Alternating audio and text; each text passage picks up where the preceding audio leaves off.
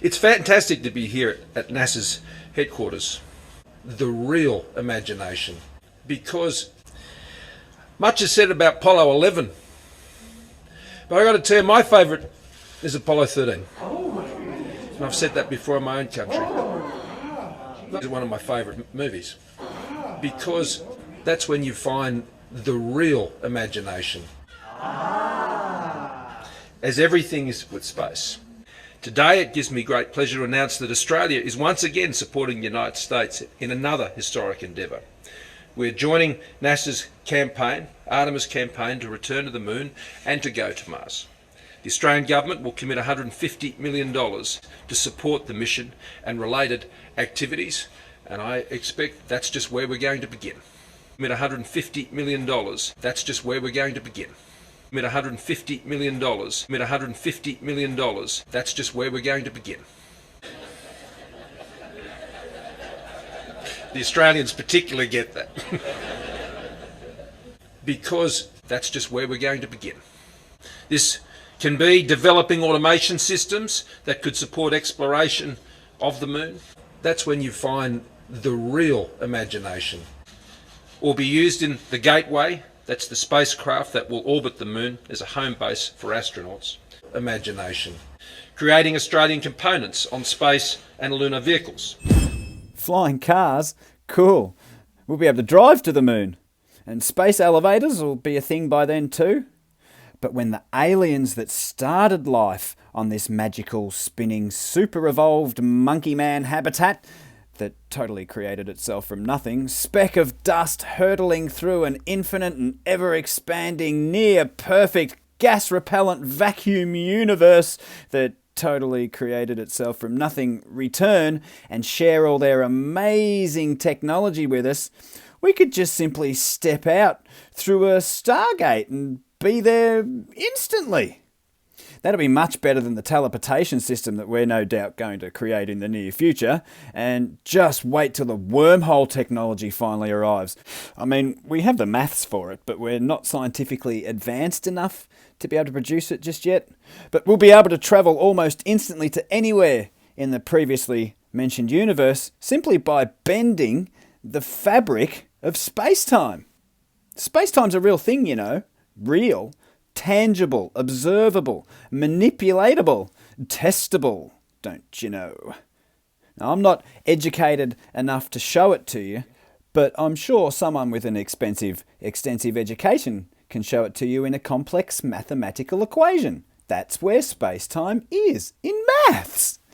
Mathematics is so amazing, you can do anything in maths. In fact, it's my understanding that in the super-duper scientific sciences of cosmology and astrophysics and stuff, that if you divide a number by 0, you get infinity.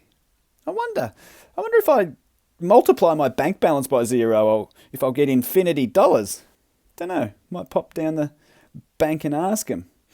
Man, space is amazing. Maths is amazing. The modern understanding of science is just amazing. Just like cartoons, absolutely anything is possible. But unlike cartoons, this is real.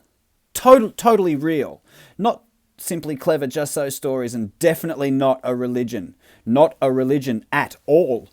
You don't need an imagination to be in a religion, you just get told what to believe in a religion. But modern science, on the other hand, is where the imagination comes to life.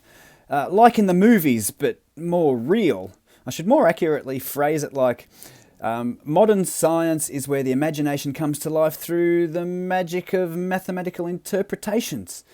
It's truly incredible stuff. Sorry to babble on and on, I just can't help it.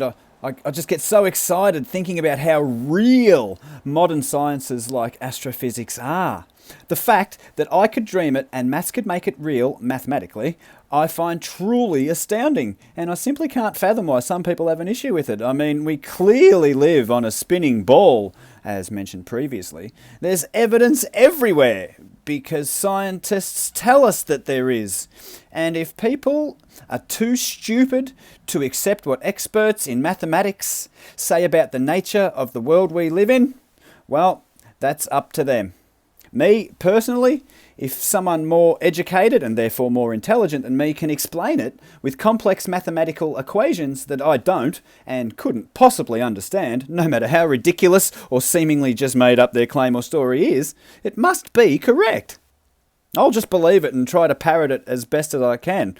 Why should I think about it? They're the experts with the extensive and expensive education. They're the experts with all the letters after their names. That's why they get paid the big bucks. Quite simple, really. NASA's efforts over decades have been an odyssey of joy and one of imagination, creativity, and it also seems that we're joining NASA's campaign to support capturing our human imagination. And space is about imagination as much as anything else. Exploring the frontiers of the skies and expanding humans' presence deeper into the imagination. Using Australia's experience in capturing our human imagination. But most of all, I think, Australia, totally deaf, dumb and blind, standing together, looking up into the sky together, totally deaf, dumb and blind in supporting that historic mission with the US. We've partnered on our space imagination for more than 60 years, and with today's announcement, our imagination is set to continue into the future. With the Moon to Mars mission, the United States is again leading the way, lifting our sights to their earthbound imagination, and we can't wait to be part of the next stellar chapter, so beam us up. Cock. How like the donkey will like never question why the carrot dangling in front of it's never getting closer, like we'll just fucking keep on walking. And you try and tell that donkey, you're like, hey man, do you realise like there's like a rod and like a string there? So mate, I don't have fucking time for conspiracy theory shit.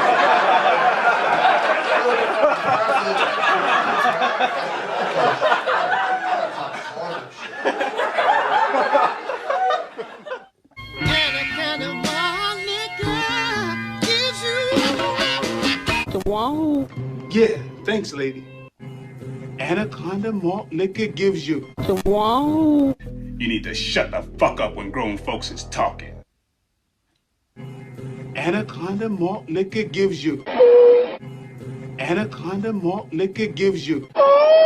Now you getting it. Anaconda malt liquor gives you. Gives you what? Anaconda malt liquor gives you. Exactly.